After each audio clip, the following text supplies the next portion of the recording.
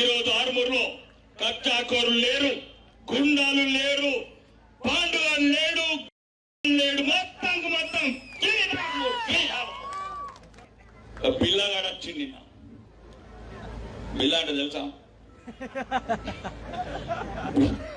బిల్ల అంటే పాండు. అరే పాండు, మళ్ళా పారిపోయినోడు ఎట్లా వచ్చినావురా ఆరుమూరికి?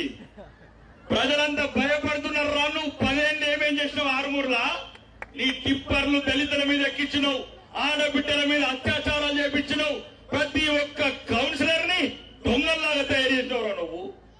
నేనేమంటున్నాడు, ఆడి దగ్గర ఉన్నోళ్ళట స్టువర్టుపురం దొంగల్లాగా మంగళ సూత్రాలు ఎత్తుకపోతారట. మరి నీ శిష్యులే మంగళ సూత్రాలు ఎత్తుకపోతారు, నువ్వేం ఎత్తుకపోతావురా? 10 ఏళ్లలో తయారు చేసిండ్రు పందులు తిన్నట్లు పందులు. మళ్ళా చిన్రు వేషం